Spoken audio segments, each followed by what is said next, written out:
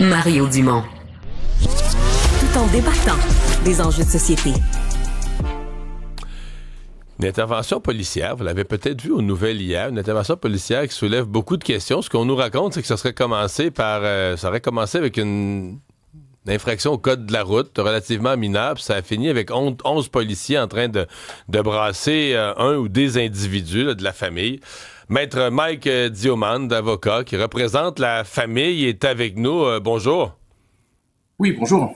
Alors, décrivez-nous, commencez par nous décrire la scène telle que vous la connaissez. Qu'est-ce qui s'est passé?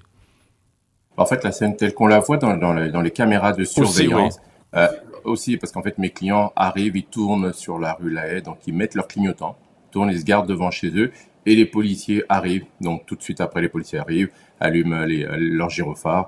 Un de mes clients donc sort de son véhicule, côté passager, donc c'est même pas le conducteur, pour aller parler à son frère.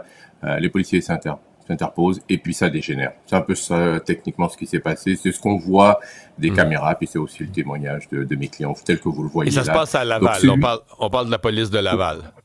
Exactement, ça se passe à Laval. Et donc vous voyez celui qui est donc maîtrisé par les policiers, c'est le passager, c'est pas le conducteur du véhicule. Bon, est-ce que ce sont des gens qui étaient recherchés par les policiers pour des dossiers criminels, d'autres infractions? Non, absolument pas. C'est pas les gens du tout qui étaient. Ils n'ont pas de dossier criminel, comme on dit dans le jargon. Ils n'ont pas de plumitif.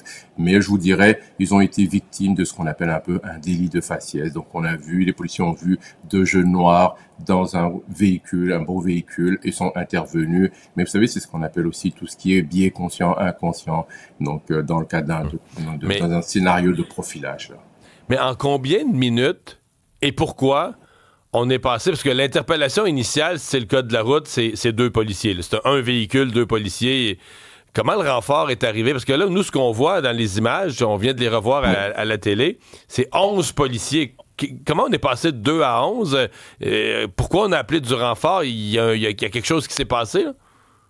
Mais c'est pour ça que tout à l'heure, je vous ai parlé des biais inconscients. C'est que, généralement, les policiers ont tendance à penser, c'est prouvé par différentes études, que les jeunes noirs sont toujours une menace physique pour eux. C'est la raison pour laquelle ils appellent leurs collègues, parce que quand vous regardez la vidéo, il n'y a absolument aucune résistance de la part des deux jeunes, donc il n'y a pas de résistance, les policiers ne sont à aucun moment se sentent menacés au regard de la vidéo, donc ils appellent du renfort pour juste, d'après eux, un clignotant qui n'aurait pas été mis. Mes clients disent avoir mis le clignotant, donc pour juste. Mais je vous dirais, c'est assez peu important, là, parce que le clignotant il a été mis ou pas. Ben, à la limite, il y a une infraction au code de la route, quelques dollars, puis on passe à un autre appel. Là. Mais là, tu finis dans une intervention musclée avec 11 policiers. Alors vous dites, vos clients ont jamais... c'est difficile à croire qu'il n'y a pas une raison, qu'il n'y a pas une... Je sais pas moi, un refus de donner son permis de conduire, un refus de coopérer, qu'il n'y a pas quelque chose qui a déclenché l'appel du renfort?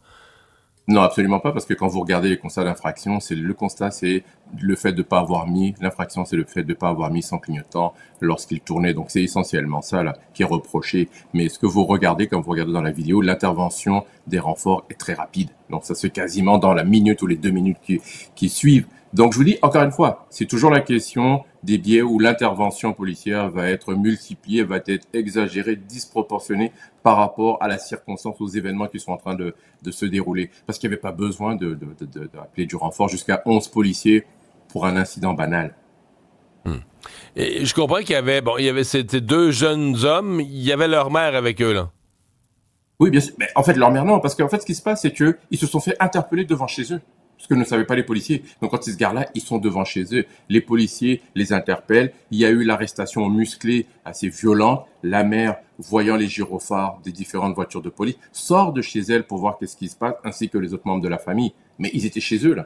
Ça s'est passé devant leur porte. Je comprends. Vous faites quoi à partir de là?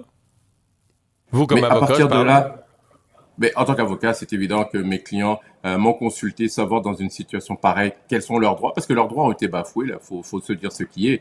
Donc, c'est évident que je les conseille dans le sens de probablement, éventuellement, engager une poursuite en responsabilité contre la ville, contre les policiers, parce qu'il faut se poser un certain nombre de questions. Je vous pose la question, est-ce que ce serait arrivé si ce n'avait pas été une famille, comme on appelle ça, une famille racisée? La réponse même est dans la question. C'est ça aussi. Mes clients ont été victimes de ce qu'on appelle Ils ont été victimes du fait qu'ils étaient 2 jeunes noirs. C'est un délit de faciès, 2 jeunes noirs dans un véhicule avec un certain nombre de biais systématiques qui a dégénéré. Et donc, vous allez entreprendre des procédures, Très certain. Probablement. Presque certain. Mec Diomande, merci d'avoir été avec nous ce matin. Je vous en prie, bonne journée.